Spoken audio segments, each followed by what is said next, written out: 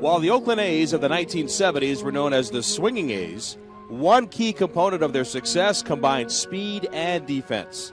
Our countdown has reached number 20, shortstop BERT Campaneris. Campy was born in Pueblo Nuevo, Cuba, and reached the majors with the Athletics in Kansas City in 1964.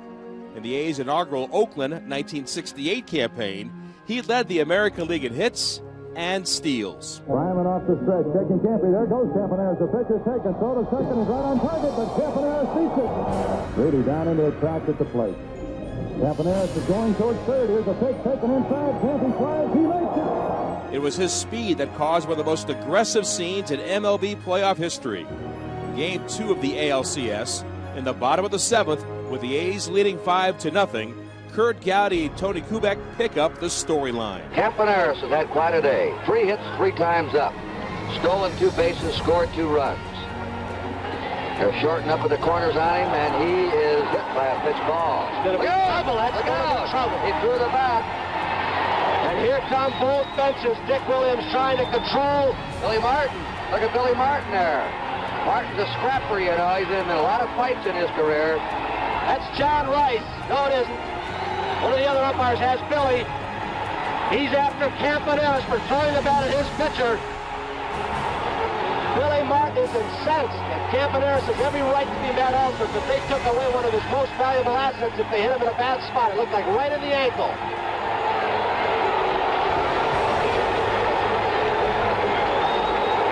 And somebody took that bat that Campaneris threw out at the pitcher and broke it in 2. And look at Martin. Is he mad? Johnny Rice has got him now. John Flaherty.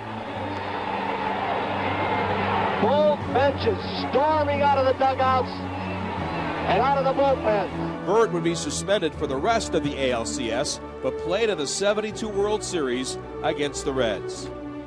That moment from the ALCS would not define Campy or his career.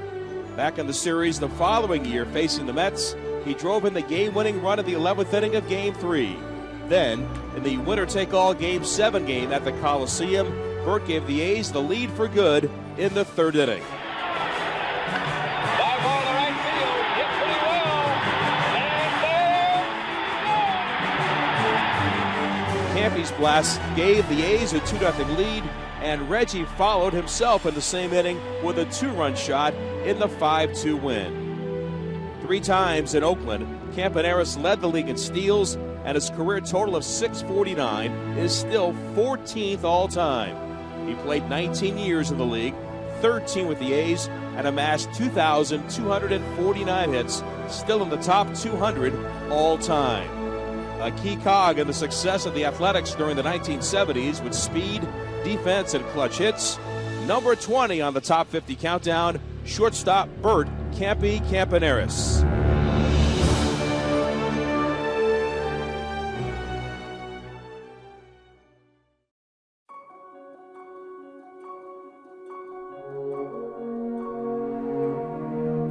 He made the most of life in the Bay Area. He enjoyed a long playoff run, won the MVP of an All-Star game, set records that still stand in Oakland history. Not bad for a kid from a small town in Minnesota. At number 19 on the countdown, catcher Terry Steinbach. Steinbach was drafted out of the University of Minnesota in 1983, and 4 years later, he took the reins full-time behind the plate and knew he had to learn quickly with a veteran staff. Being a young catcher when I came up, it was such a treat to have a veteran staff. Stu Welchie, Mike Moore, those guys were very workable. They tolerated me, and they obviously made me the catcher who I am. The sequence of pitches, the patterns that they did, the execution of pitches, all I took in and was able to use that my whole career. In 1988, the Athletics began their long stretch of playoff success. But before that, the Midsummer Classic was in Cincinnati, and Steinbach, thanks to the work of many A's fans, was voted in to start at catcher despite a slow start. Once there, however, Terry made his mark. There's a drive into right field, and back Strawberry all the way back, and it's out of his glove and over the wall for a home run. Terry Steinbach, the all-star, who a lot of people said should not be here, hits a home run. Doesn't it figure? That was a Cinderella story. We all know the situation going into that, and And anyway, you know, I go there and get to experience that, and watching that ball go over for a home run, and then getting the sac fly, I think, in the 5th inning.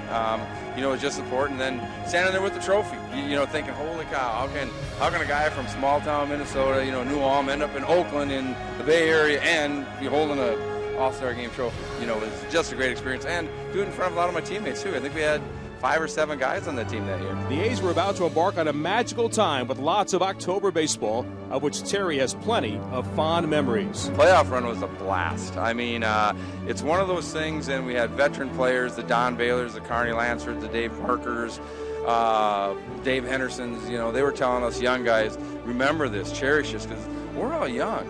I mean, you know, Mac, Hosey, myself, and we're going to playoff year after year after year. You know, World Series, World Series, World Series, skip a year back in the playoffs again.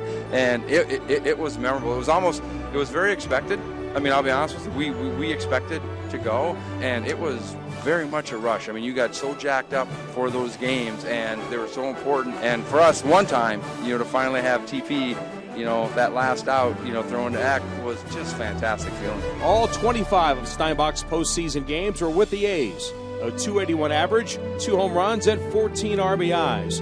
In the '89 series, he drove in a run in 3 of the 4 games, homered in Game 2, and in total drove in 7 runs. Later in his career, Steinbach set a franchise record with 34 home runs as a catcher and 35 for a season. That had a number of factors leading to that special power year. From a small Minnesota town of 13,000 to an iconic member of the Athletics' all-time top 50 list at number 19, catcher Terry Steinbach.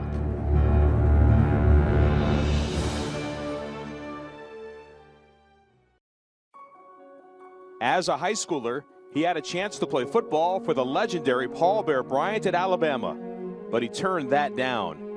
If you think that led to a life of what if, well, that is far from the case. In fact, he has become one of the most popular and visible members of the Athletics for decades. In at number 18, catcher Ray Fosse. Ray was a first-round pick in the inaugural 1965 draft by Cleveland out of Marion High School in Illinois. He briefly got to the majors as a 20-year-old. By the time he was 24 in 1972, he was a 2-time All-Star and Gold Glover, owned a 23-game hit streak, and was establishing himself as one of baseball's best. Then the world champion Oakland A's came calling. I'm traded for Dave Duncan, and George Hendrick was in trade, and Jack Heineman. And I'm thinking Catfish and Vida and Kenny Holtzman and Raleigh and Bloom and all these pitchers, their catcher just left. So I'm thinking in my mind, these guys are world champions. So what am I going to do to help them? But I learned over time that they depended on their catcher. And so that helped me realize to the point that even though they're world champions, they were pitchers to the point of saying, you call a game, I'll throw the ball where you tell me to throw it, and we'll win. But it was a shock. I never wanted to be traded, but it worked out to be the best thing in my life. The A's achieved excellence in 1972 without Fosse, but continued their reign the following season with him. After a harrowing 5-game ALCS against Baltimore, the A's played the New York Mets, and Fosse was part of the most unique plays in World Series history. It's a high fly into left field. Not too deep. Rudy's there. Tagging is Harrelson. Will he gamble? He's coming. Here's the throw. And he is out at home plate. I was on home plate. I moved to get the baseball. So as I went to get it, I'm thinking Harrelson's going to slide. So I just caught the ball, and as I started to go down, I saw he stood up, and I just kind of came up and grazed his uniform as he was trying to avoid the tag. But Augie Donatelli, great umpire, and he called him out. And that's when Willie Mays, he was on his knees telling Harrelson to slide. He had his arms up in the air. Yogi came running out, and, you know, he was mic'd, and, you know, Augie said, he got him on the break point, you know, but I got him. The A's would win in 7 and return again the following year to face the Dodgers in 1974 and beat them in 5 games to capture their 3rd consecutive title, as Ray contributed a home run off of Don Sutton in the clinching game. Fosse's career as a player continued until 1982 and included a return to Cleveland before ending in Milwaukee. But his time in the game would continue, and again, he would come back to Oakland.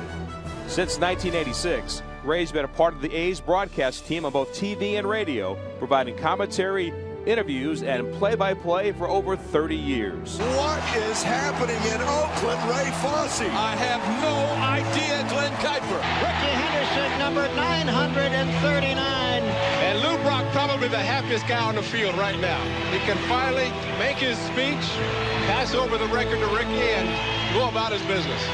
He has been associated with the franchise for 4 of the 5 decades and has seen almost every important moment in the history of the franchise. Not bad for saying no to Bear Bryant. In at number 18 on the Top 50 Countdown, catcher and broadcaster Ray Fosse.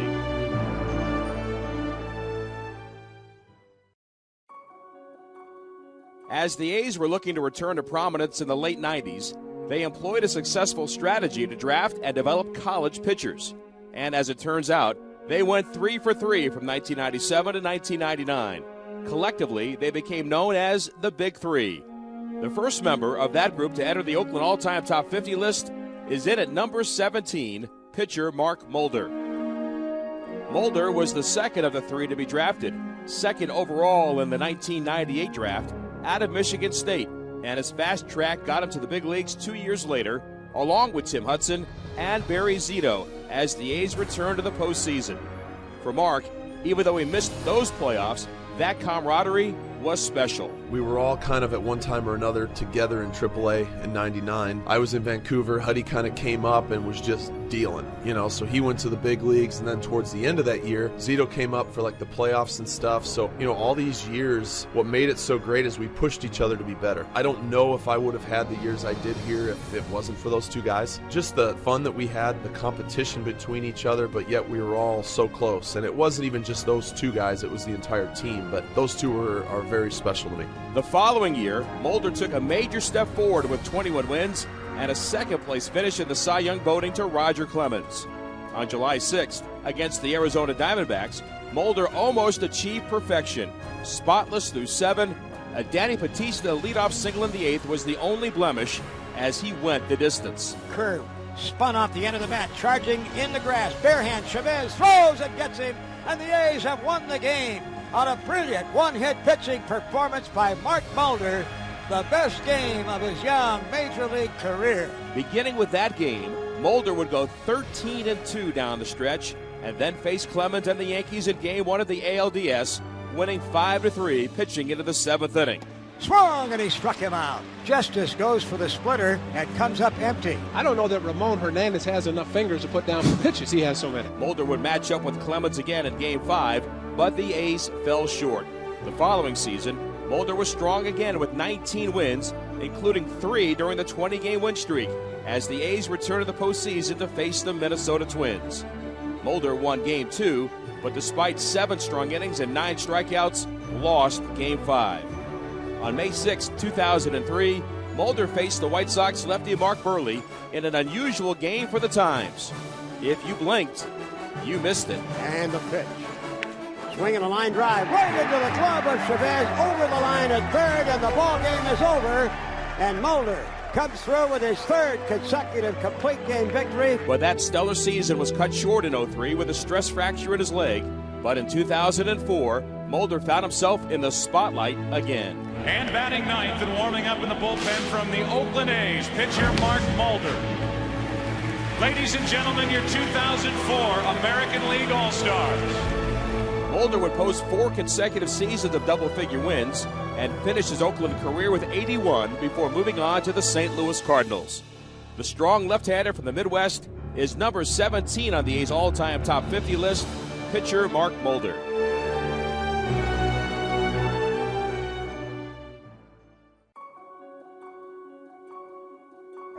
Swung on, long drive, high into left center field. It's going to be a long run for a out.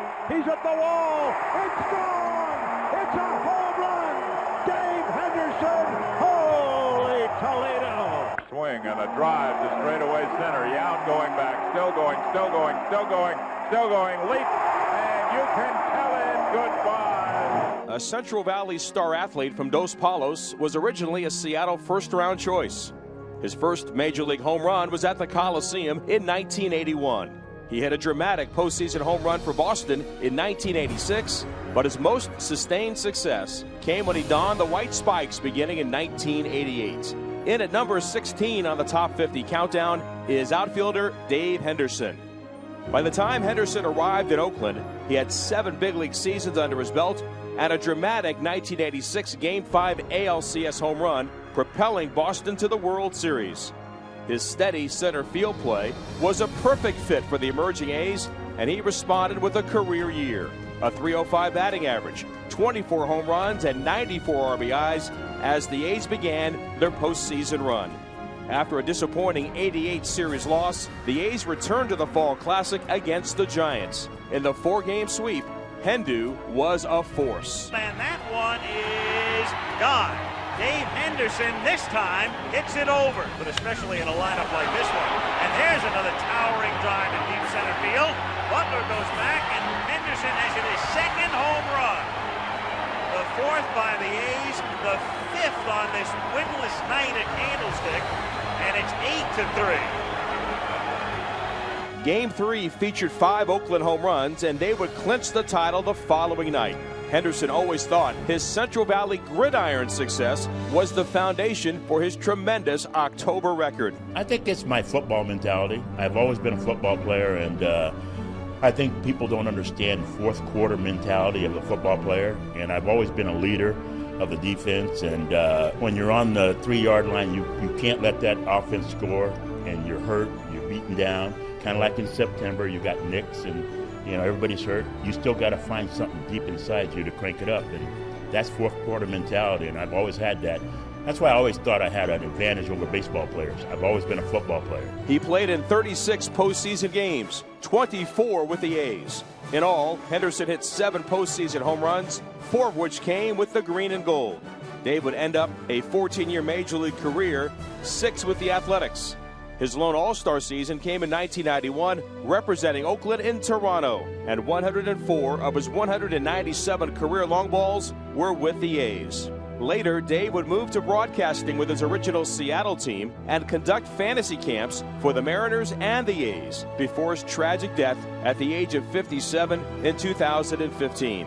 His flair for delivering in the biggest moments made him an integral part of Oakland A's history and places him at number 16 on the all-time top 50 list, outfielder Dave Henderson.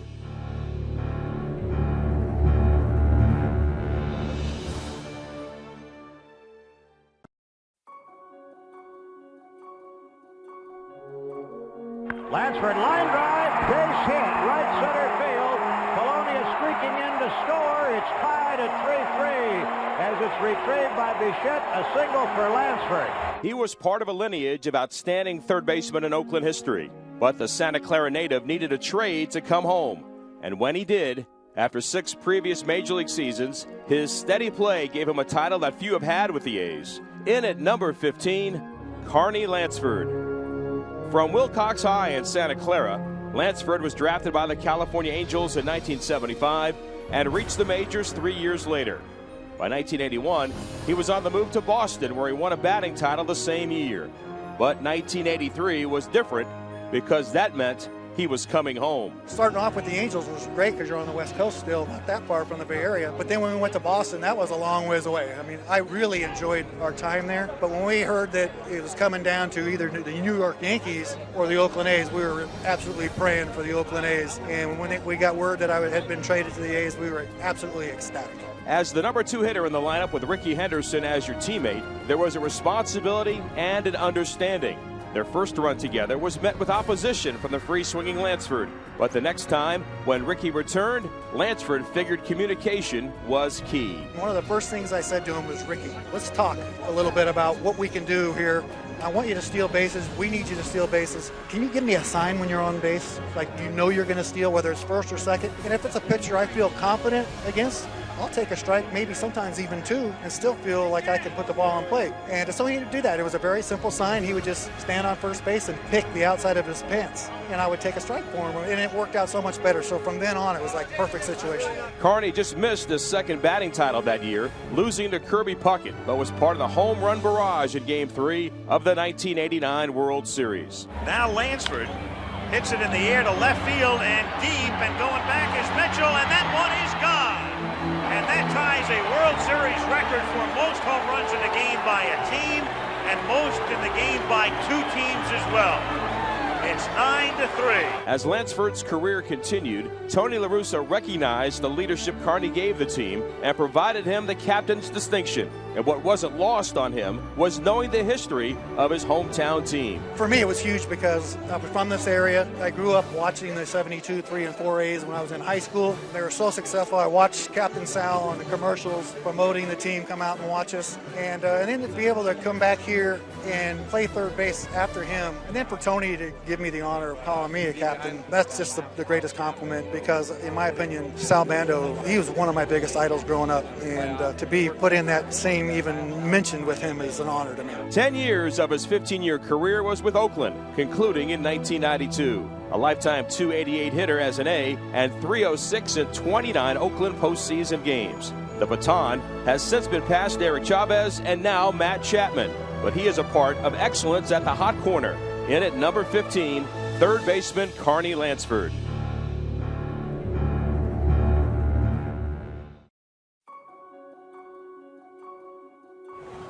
2-2 pitch hit deep to right field, way back, and Jason Giambi has hit his first major league home run. He broke into the big leagues working in the shadow of Mark McGwire. As Big Mac mentored him, his game and power grew.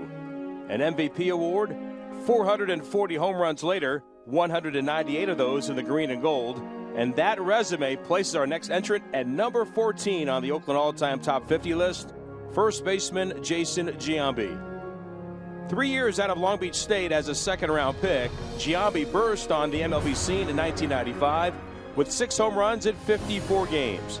But the following season, 1996, began a string of 20 or more home runs in 6 consecutive seasons. He knows that someone had to be the band leader to baseball's most unique clubhouse. When I first broke into the big leagues, from Rickey to Eckersley to McGwire and Steinbach and the list goes on to HUDSON, MULDER, Zito, and I saw a lot of great players come through this organization. It's been a lot of fun. His final 2 seasons and his first go-round with the A's were as dominant as any in Oakland history. He beat out Frank Thomas for the 2000 MVP award with a 1.123 OPS, including 43 home runs and 137 RBIs. He followed that up with a 1.137 OPS, 38 home runs, and 120 RBIs, and a second-place finish for the MVP award to Ichiro Suzuki. It also included his signature moment in an Oakland uniform, facing the Yankees on August 12, 2001. Drama right here to this final out of the 9th inning, if it is. Off speed, swung, long drive, way back, right field. Jason Giambi is the man in capital letters. He has defeated the Yankees with one swing of his bat, a 2-run home run, and the place has gone wild. Holy Toledo, A's 4, Yankees 2, sweep. He left the following year to join his childhood favorite team, the New York Yankees. Eventually, Jason returned to Oakland as an elder statesman in 2009, doing his mentoring and chasing history. Payoff pitch on the way. Swung on, launched to deep right field. Giambi has uncorked it. Back is up, and that's number 400. Giambi has reached the number. He would play for Colorado and Cleveland after his second A stint to complete a 20-year Major League career. With over 2,000 hits, but only 1 World Series appearance, losing to the Marlins with the 0-3 Yankees, Giambi yearned for what could have been with Oakland and the joys of his time in the East Bay. If we just had a little bit of time, this would have been a dynasty. There would have been no doubt. I mean, especially with the players that started to come up after I had left, too. There were some great players, and but like I said, this will always be a fun place for me. I mean, I got to play 2 years with my brother, and first organization, and great times, and great things happen here. So it's always going to be a lot of fun, and it's a great honor to be here. A fun-loving, power-hitting first baseman who became one of the franchise's most popular players, number 14 on the Oakland all-time top 50 list, first baseman Jason Giambi.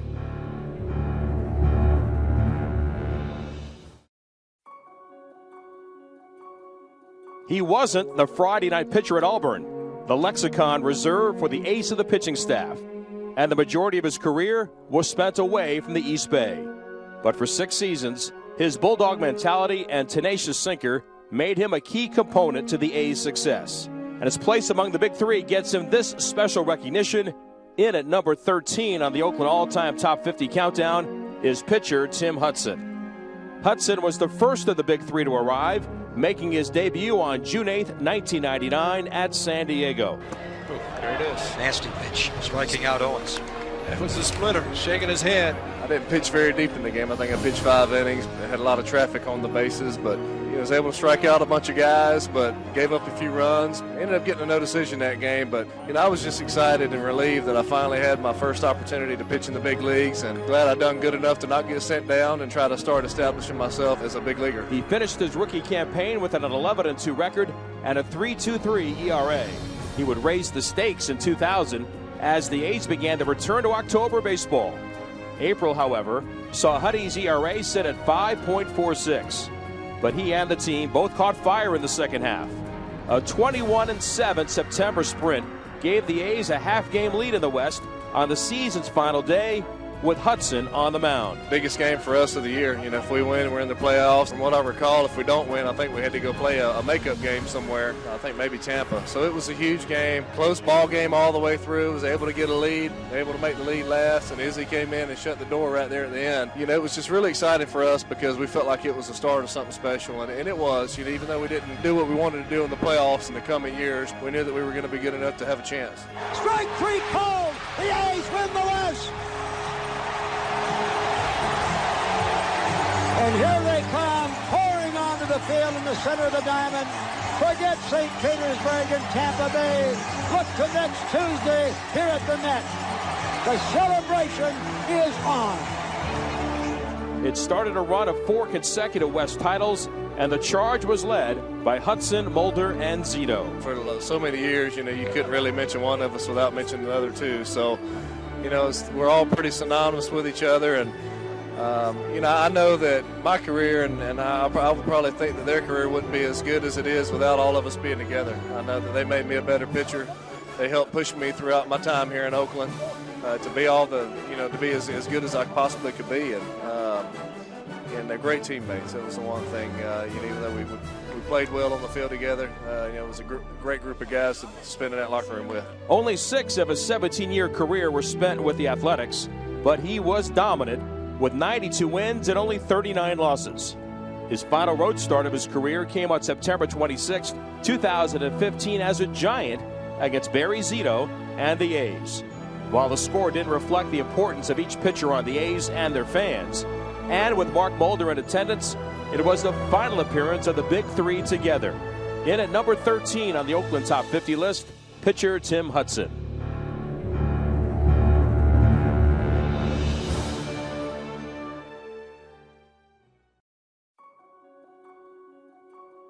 He was a microcosm of things to come with the A's, part of a young core of talented players.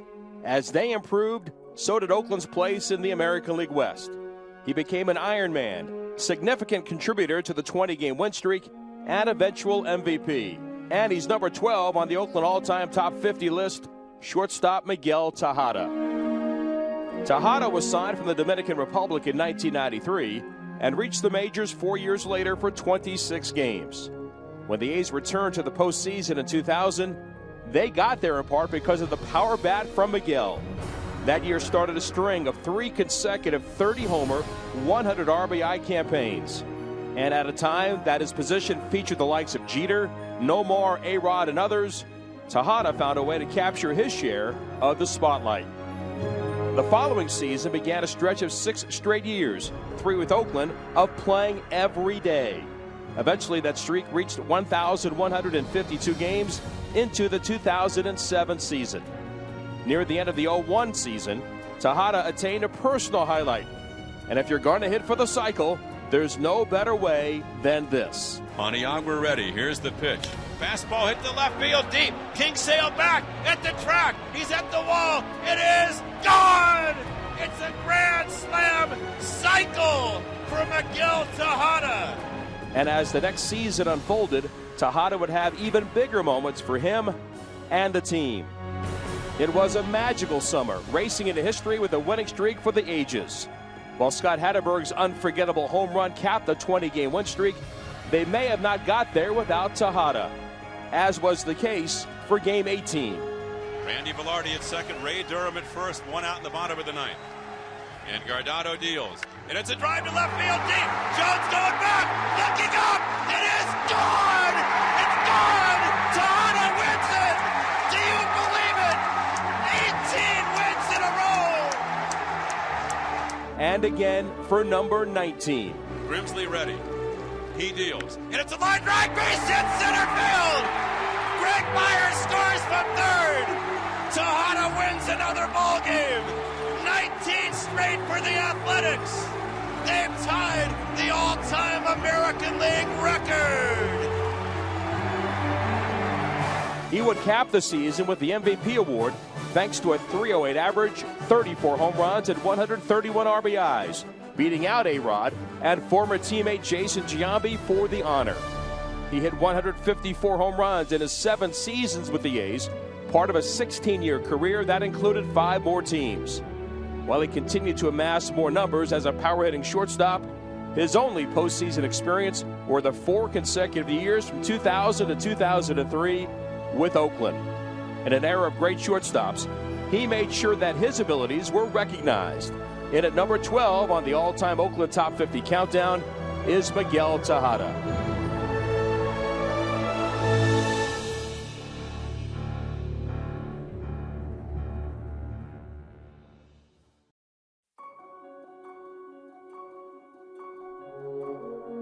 He was the first on 2 fronts, one for the A's and the other for Major League Baseball. He had a combination of power and speed that excited Oakland fans.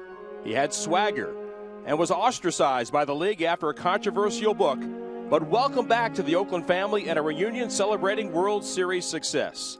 Number 11 on the Top 50 countdown is outfielder Jose Canseco.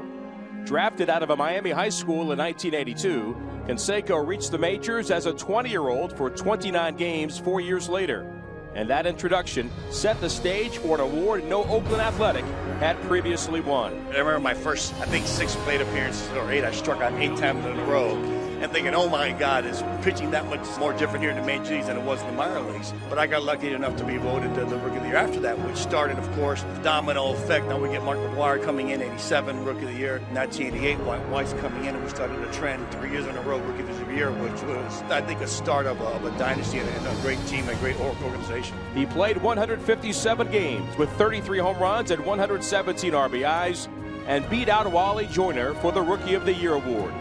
In his 9 years with the A's, 5 times he would amass at least 30 home runs and 100 RBIs. 2 seasons later, with McGwire already in the group and Weiss to become the 3rd consecutive Rookie of the Year, the A's were ready to make their return to the postseason. A sprinkling of veterans made for a very talented roster, and through that, Canseco was ready to chase history. He's leaning a little bit right now. He's running. There's the throw. Number 40. Jose Canseco, the first man ever in big league history to do it. And now he's asking the umpire if he can take that second base back. And he's saying no. As the A's returned to October baseball, Canseco helped Oakland into their first World Series since 1974 with 3 home runs in the ALCS against the Red Sox. While the A's lost to the Dodgers in 5 games in that World Series, Canseco had the big moment in Game 1. Well, at least until Kirk Gibson batted in the 9th. And there's a drive to center. Back goes Shelby to the wall. It is gone.